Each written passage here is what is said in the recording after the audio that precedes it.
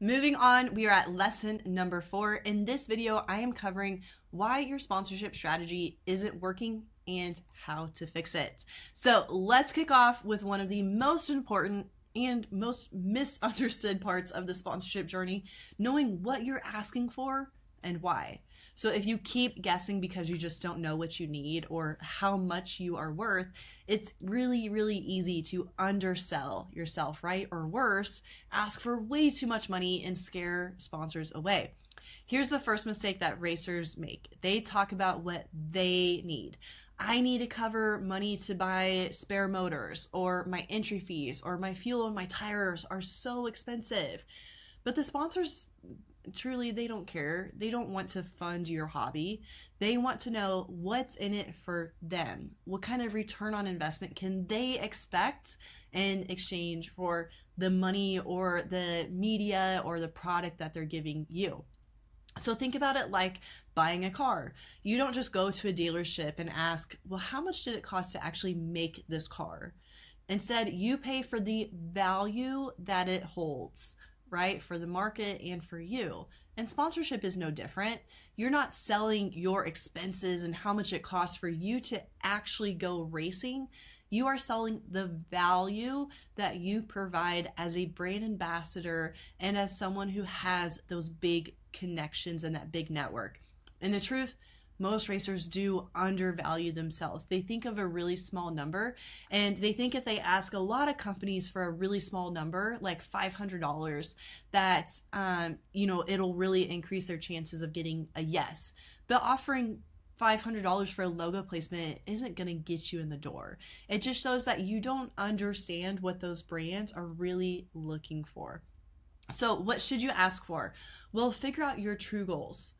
How much do you actually need to go race and, have those extra parts, and also make a profit from it? That includes salary, your marketing costs, how much it costs to create content, and, having a safety net there too. This becomes your baseline budget. And if you're just breaking even, well, you're still keeping yourself in scarcity mode, and that's just not sustainable. So that's exactly why I created a budget and valuation calculator that's inside of Fueled and Funded, which is an in-depth, hands-on live coaching program to help you shift your mindset and walk you through a modern, proven sponsorship investment process that gets you paid to race instead of just begging for support. Fueled and Funded gives you 9 weeks of Zoom calls in a private community so that way we can work together on getting your next sponsorships. This includes going over your hard costs together and calculating how much value you can actually provide to cover all of those costs and so much more. And I would love to see you join the wait list for our next cohort. And by completing Sponsor Ready School, you automatically qualify to apply. So see the info below this video. Okay, so this lesson is all about giving you the big picture roadmap of how the modern sponsorship investment process actually works. And just as importantly, where it goes off the rails for most amateur racers. Because here's the truth.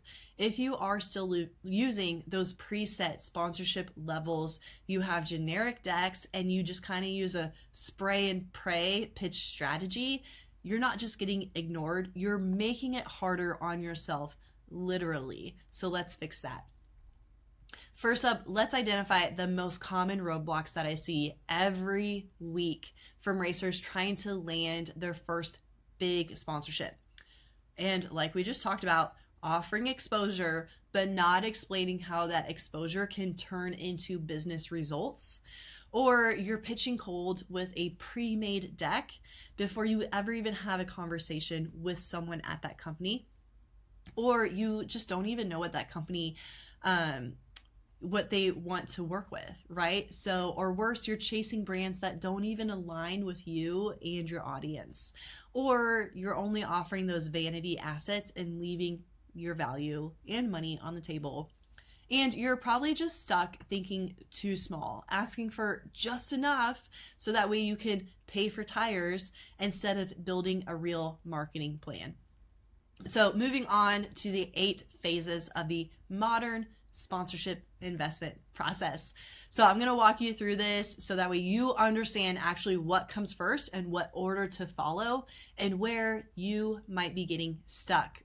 So phase 1 is identifying target companies. So start with brands that you already use and trust. What products do you rely on in your garage, at the track, or even in your daily life? Make a list. This is also known as a hunting list. So then what you should do is also look into their competitors. And with both of those, look at their current marketing strategies and whether either one sponsors other racers or any type of events. Your goal here is to find brands that align with your values and your audience and that you would be proud to represent. Moving on to phase 2, you need to research your audience. So next, you need to know who you are speaking to. So track your social media metrics, your website visitors, your race attendance, email list if you have one, and your just overall audience demographics. Collecting this data helps you prove to sponsors that your audience is valuable and that your platform has reach.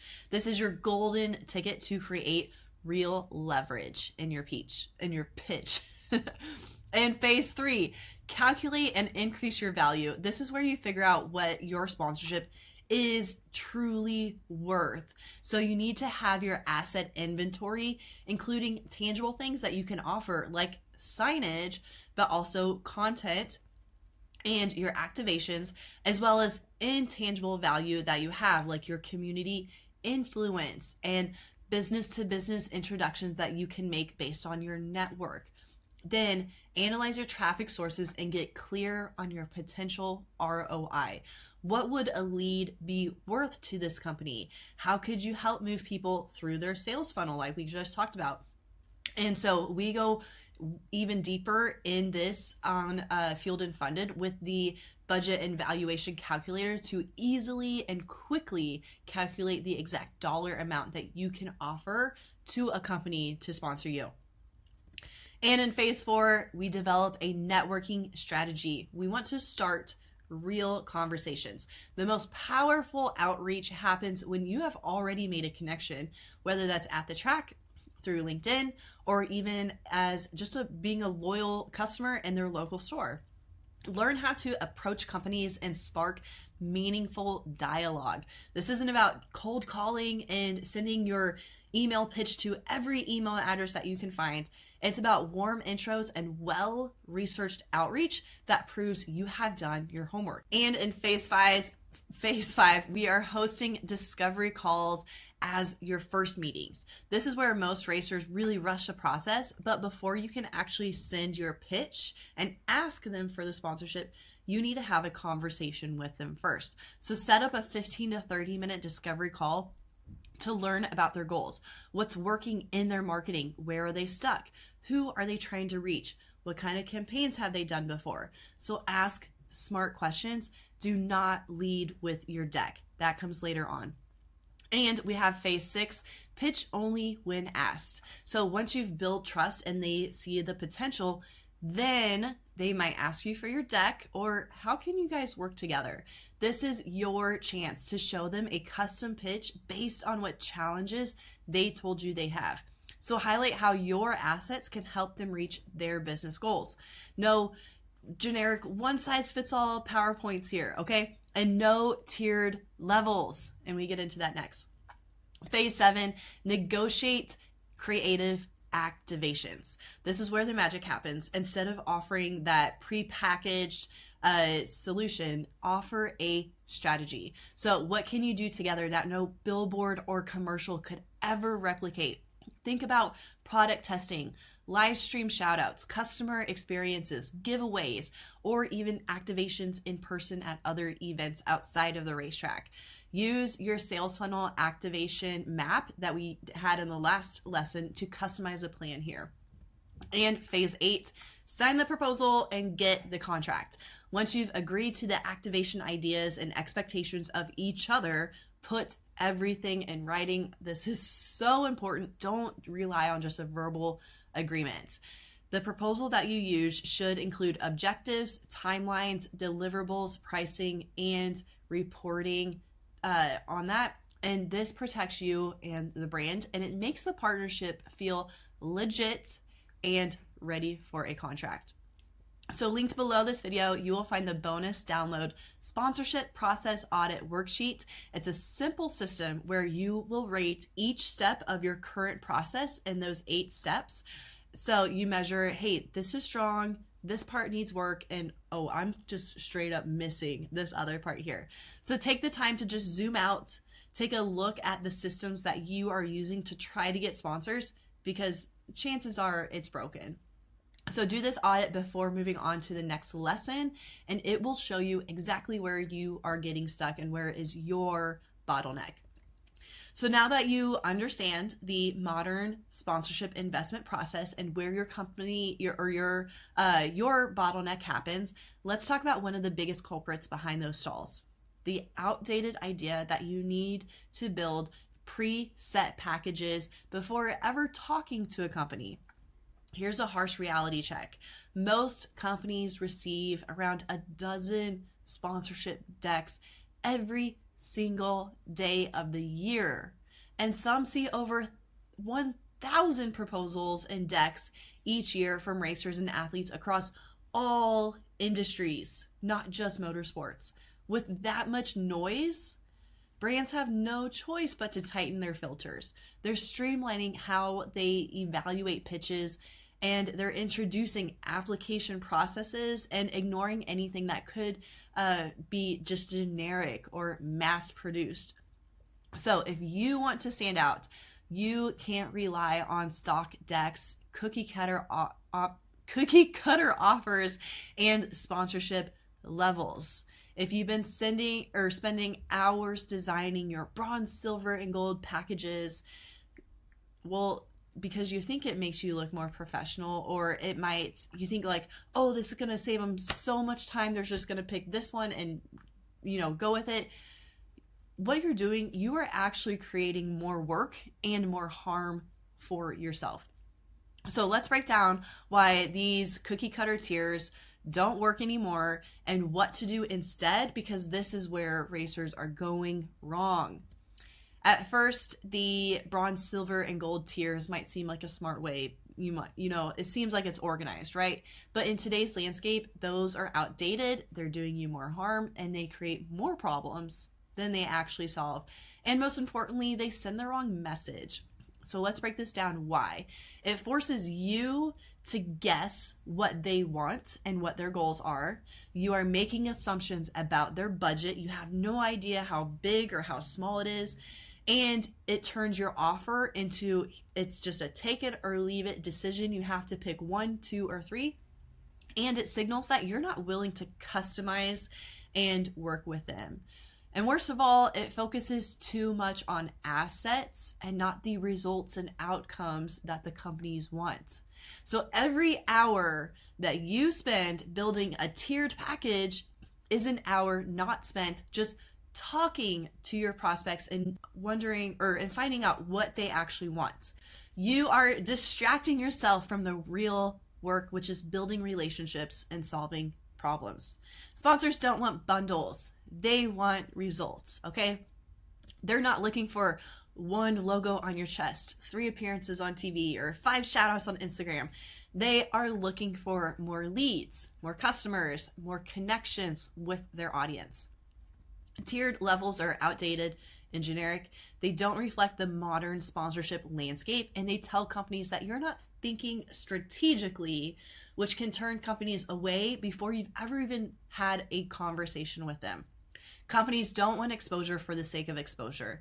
They want results. So whether that is increasing sales or increasing leads or engaging with their customers or fixing something that's internal, the deeper into that sales funnel that you can bring people and turn them into actual customers, the higher that you can charge for your assets.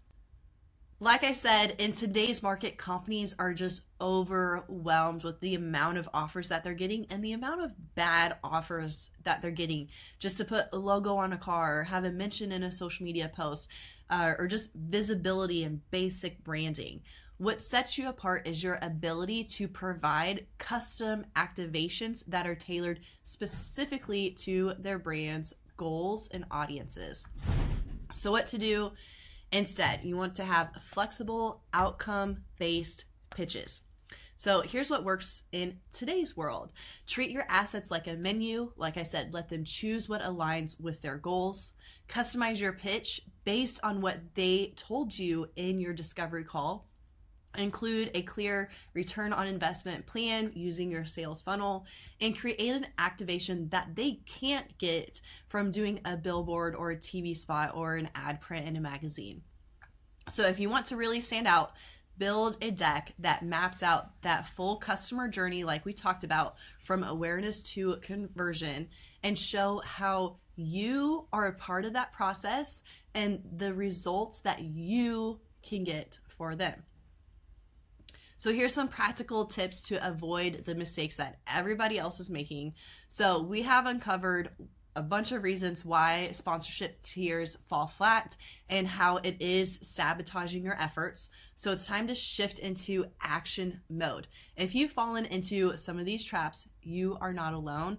The good news is these are all fixable problems. So let's walk through some clear, confident steps that you can take to avoid these mistakes and stand out to companies in the best way possible. So first, don't waste your time designing tiers instead of building relationships.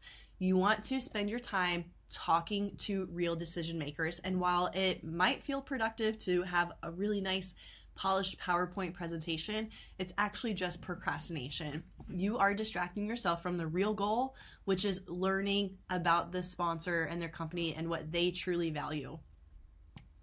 Also, focus on building your asset inventory. Know what you can bring to the table, like a killer fan base or strong content, media exposure that you get from earned media, event access, business-to-business connections, or even local influence that you have. Once a company shows interest, present the assets that would apply to them like a menu, and let them choose what fits their goals. No pressure, no pre-made boxes, just a collaboration between you two. Again, avoid relying on vanity assets. Logos and social media posts are really easy to provide, but they don't move the needle and they don't move people into the funnel. Sponsors want results, not just reach. If your offer stops at the surface level with visibility at the top of that funnel, you are just leaving money on the table. The more that you help fans move into the funnel and become customers at the end, the more value you create. And like I said, the more that you can charge. And only pitch companies that you actually believe in, okay? So if you wouldn't spend your own money on one of their products, don't ask that company to give you their money. Authenticity here matters, and fans can feel like you're faking it, right? And so can brands. A fake endorsement doesn't just fall flat. Unfortunately, it will hurt your credibility and risk of getting potential sponsors in the future. And don't sell your best real estate for cheap, okay? I know we've talked about that logos don't matter that much on your race car, your trailer, your suit. But these aren't just billboard spaces, okay? These are the tools that you are using in your activations. So don't hand that over in exchange for a discount or a free hat, right? Know your worth. Don't put every single logo on the car for someone that gives you, a discount, okay? So price accordingly and use the valuation calculator that we have in Field and Funded. Sponsorship is about long-term value, not just your short-term freebies and low-level assets that you might have. And here's a pro tip. If you are developing a really unique campaign idea or a pitch that involves proprietary activation concepts, consider asking that company to sign a non-disclosure agreement or an NDA before you share the full details with them. It's a really simple way to protect your ideas while signaling that you are bringing something custom and high value to the table. So you can mention it like this. Hey, I have a creative activation concept I'd love to walk you through. It's something that I have developed specifically for our partners like you or for our partnership. But before we go into details, would you be open to signing a quick NDA so we are both protected? Really easy. Most companies, 9 out of 10 times they will sign. Not every company will sign, but that's okay. But if they are serious, they understand why it matters and they realize how serious and professional you are too.